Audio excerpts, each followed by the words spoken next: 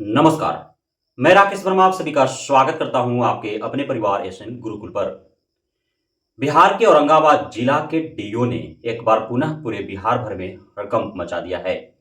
औरंगाबाद के डीओ के द्वारा औरंगाबाद जिला के सभी 11 प्रखंडों में एनआईएस डीएलएड धारी टीआरई 1 से बहाल शिक्षक शिक्षिकाओं को स्पष्टीकरण का नोटिस थमा दिया है।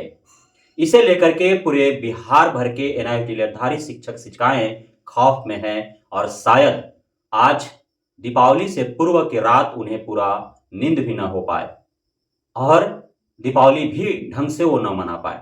लेकिन मैं इस वीडियो में जो बताने जा रहा हूं, कहीं न कहीं उन एनआईएस डीएलएड के लिए राहत भरी बातें होंगी। सर्वप्रथम यह स्पष्ट हो ले कि 100% एनआईएस डीएलएड को नोटिस नहीं थमाया गया है। कुछ ही को नोटिस थमाए गए हैं और जिन्हें भी नोटिस थमाया गया है, मैंने उसी समय आगाह कर दिया था इन सभी को जिस समय माननीय सुप्रीम कोर्ट का फैसला आया था। यदि आपने वह वीडियो नहीं देखा होगा तो शायद और अत्यधिक घबरा रहे होंगे, और जिन्होंने देखा होगा और यदि उस वीडियो को देखने के बाद अमल कर लिया होगा तो शायद वो अभी राहत की सांसें ले रहे होंगे। मामला कुछ ऐसा है कि चूंकि जब एनआईएस के माध्यम से डीएलएड करने का माननीय केंद्र सरकार के द्वारा निर्देशित किया गया था, तो उस समय कुछ नियम और शर्त लगाए गए थे। प्रारंभ में जो शर्त था वह यह था कि जो क्वालिफिकेशन होने चाहिए वह इंटरमीडिएट होना चाहिए, और साथ ही इंटरमीडिएट के बाद आप किसी सरकारी, अर्ध सरकारी या फिर जो आपका निजी विद्यालय है उसमें आप कार्यरत हों। क्योंकि जो एनआईएस के माध्यम से डीएलएड सरकार के द्वारा करवाया गया था वह इन सर्विस टीचर के लिए था, जो सर्विस में थे उनके लिए था। साथ ही एक उसमें तय किया गया था नियम कि आपका जो इंटरमीडिएट है और एनआईएस डीएलएड का जो रजिस्ट्रेशन डेट है उसके बीच में एक तय सीमा गैप होना चाहिए। वो लगभग 24 माह का था कि उतना दिनों का आपका एक्सपीरियंस होना चाहिए विद्यालयों में पढ़ाने का, तभी आप एनआईएस डीएलएड कर सकते हैं। इस प्रकार के था। लेकिन आप जब जिस समय एनआईएस डीएलएड हेतु रजिस्ट्रेशन चल रहे थे उस समय के इर्द गिर्द का आप यदि किसी भी अन्य जो उस समय यूट्यूब पर सक्रिय थे, उस समय यदि यूट्यूब पर आप जाकर के सर्च करेंगे कि क्या एक्सपीरियंस होने चाहिए थे, तो आपके वहां पे कई सारे वीडियो जैसा देखने को मिल जाएगा कि एक्सपीरियंस को शून्य कर दिया गया है।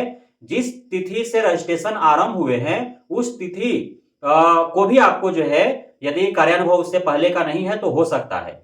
अर्थात बीच बीच में बहुत सारे नियम बदले गए थे और समय समय पर जो एनआईएस के उस समय के चेयरपर्सन थे उनके द्वारा जो है सारी बातें बताई जा रही थी और उसके आधार पर यूट्यूबर भी अपना यूट्यूब वीडियो बना रहे थे। तो कई सारे चेंजेस हुए थे, काफी होच पोच का स्थिति था, काफी कंफ्यूजन था लोगों में। सभी को सभी नियम कायदे मालूम नहीं थे और उस वजह से जो है इस प्रकार के भीड़ भाड़ देखने को मिला था और जैसे तैसे जो है एनआईएस डीएलएड भी लोगों ने किया था। अब जानकारी के अभाव में या फिर जो यूट्यूबरों ने जो दिखाया या एनआईएस के जो चेयरपर्सन ने जो कहा उन पर भरोसा करके और जिन्होंने रजिस्ट्रेशन करवाया एनआईएस डीएलएड किया, तो उसको लेकर के अब शिक्षा विभाग सजग हो चुकी है और जो तैयार किया गया था नियम कायदे एनसीटी के द्वारा कि एनआईएस डीएलएड कौन कर सकते हैं, क्या नियम और शर्त होने चाहिए, यदि उस अनुरूप जिनका नहीं होगा तो फिर उनको समस्या अवश्य ही उत्पन्न होंगे। ये जो लेटर निकाला गया है और जिन शिक्षक शिक्षिकाओं को नोटिस थमाए गए हैं उसमें 3 बिंदुओं का ध्यान रखा गया है।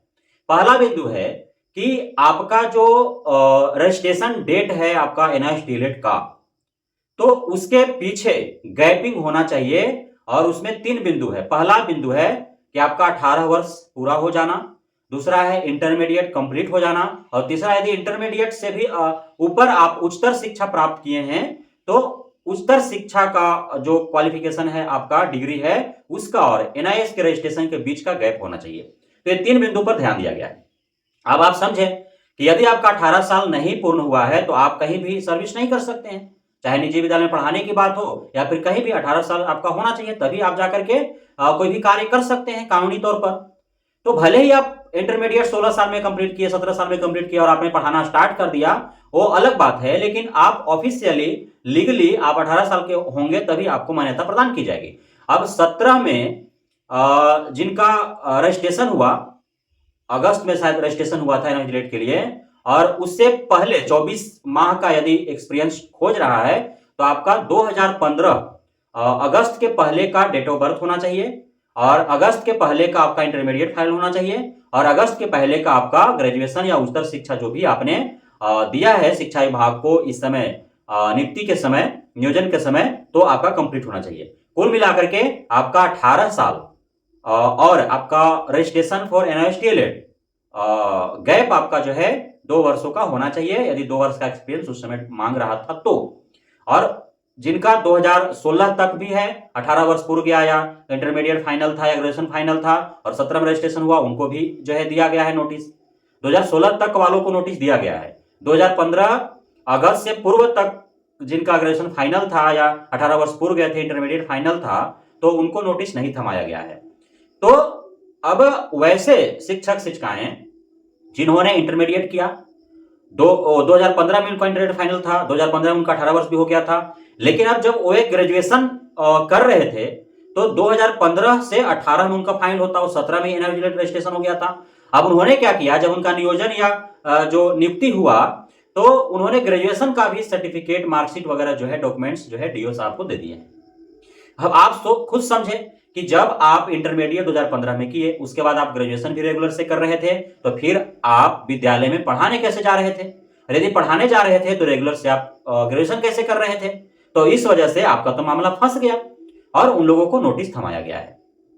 तो वैसे शिक्षक शिक्षिकाएं जिनका 2015 में 18 वर्ष कंप्लीट, 2015 में इंटरमीडिएट कंप्लीट या 2015 में ग्रेजुएशन कंप्लीट, और उसके बीच गैपिंग है, और उसके बाद 2017 में आपने एनआईएसटीएलएड रजिस्ट्रेशन करवाया, एनआईएसटीएलएड में एडमिशन लिया, तो उनको कोई डरने घबराने की आवश्यकता नहीं है। बीच में भी 2 साल का गैप है तो आपको डरने घबराने की आवश्यकता नहीं है, ये आप मान के चले।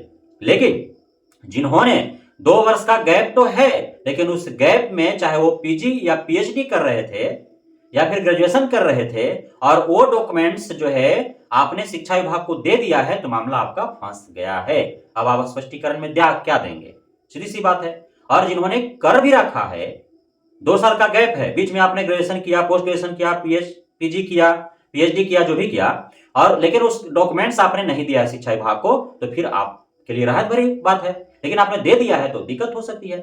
तो ये सारी जो है बिंदुओं को ध्यान में रखते हुए और नोटिस थमाए गए हैं, क्योंकि पूरे 11 प्रखंडों में हमारे संपर्क के जो है शिक्षक शिक्षिकाएं हैं, और उनसे बात करने के उपरांत जो है सारे निचोड़ निकल करके आए हैं। औरंगाबाद जिला में जितने भी एनआईएसटीएलएड धारी बहाल शिक्षक शिक्षिकाएं हैं, 100% शिक्षक शिक्षिकाओं को नोटिस नहीं थमाया गया है।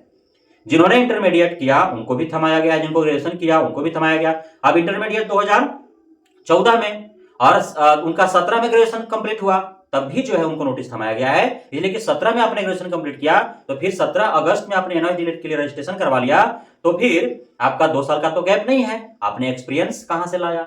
जो शर्त लागू थे कि एनआईएसटीएलएड करने के लिए इतने वर्ष का आपके पास एक्सपीरियंस होना चाहिए, तो आपने कहां से लाया? सीधी सी बात है। तो इस प्रकार के मामले जो है वो फंस रहे हैं। तो आप अब याद करें कि जब आपका नियोजन या नियुक्ति हो रहा था तो क्या आपने ग्रेजुएशन का भी डॉक्यूमेंट दे दिया है, पीजी का भी डॉक्यूमेंट दे दिया है, क्या अन्य डॉक्यूमेंट्स भी दे दिया है? रेगुलर मोड में जो भी आपने कोर्सेज कर रखे हैं, जो आपका ओवरलैप कर रहा है या फिर एक्सपीरियंस को जो मार रहा है, क्या उस प्रकार के डॉक्यूमेंट्स आपने दे दिया है? ये दे दिया है तो फिर समस्या उत्पन्न हो सकती है। अब एक और बात समझने वाली है कि 2019 में छठे चरण से शिक्षकों की भर्ती हुई, आज 5 साल गुजर चुके हैं, ठीक है। अब जिन आधार पर बीपीएससी टीआरई 1 के शिक्षक शिक्षिकाओं को नोटिस थमाया गया है औरंगाबाद के डीओ के द्वारा, तो क्या इस डीओ को पिछले 5 वर्षों में कभी इस बात को लेकर के ध्यान नहीं आया कि नियोजन इकाइयों के माध्यम से छठे फेज से जो भी शिक्षक शिक्षिकाएं बहाल हुए हैं कि उन्हें भी नोटिस थमाया जाए? आखिर टीआरई 1 वालों के ही क्यों थमाया गया? नियोजन इकाइयों के माध्यम से जो नियोजित शिक्षक हैं छठे चरण वाले, क्या उनमें इन आधारों पर उनका मामला नहीं फंस रहा है? फंस रहा है, उनको क्यों नहीं नोटिस थमाया गया? तो बहुत सारे जो है मामले हैं। और दूसरी बात, यदि शिक्षा विभाग मुख्यालय से ऐसा आदेश है कि इन आधारों पर एनआईएसटीएलएड को नोटिस देना है, तो फिर 38 में से 37 जिला के डीओ कान में तेल डालकर सो क्यों रहे हैं? सिर्फ औरंगाबाद जिला ही क्यों इतना जागा हुआ है? कभी ड्यूल डिग्री पर नोटिस निकाल देता है, कभी एनआईएस डीलरधारियों को नोटिस थमा देता है, कभी प्राचीन इतिहास वालों को नोटिस थमा देता है, कभी अन्य कारणों के को आधार बना करके नोटिस थमा देता है। और जब नोटिस दिया जाता है उसके बाद कार्रवाई क्या होते हैं यह कभी डीओ के द्वारा कोई सूचना प्रदान नहीं की जाती है कि जब प्राचीन इतिहास वाला जो नोटिस थमाया गया था उस शिक्षक पर क्या कार्रवाई हुआ, डीओ डिग्री वालों पर क्या कार्रवाई हुआ।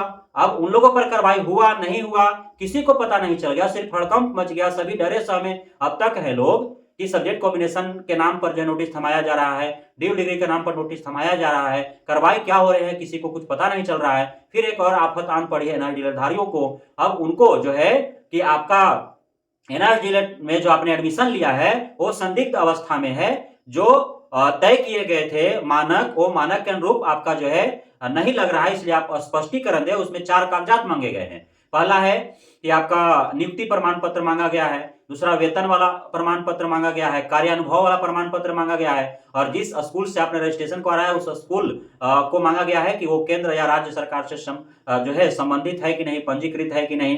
तो यूडाइस कोड तो सभी को मिले हुए हैं, आपके पास होगा ही यूडाइस कोड जिस भी विद्यालय से आपने कर रखा है। यूडाइस कोड उस समय दिए जा रहे थे सर्व शिक्षा अभियान के द्वारा, वो दिए गए होंगे।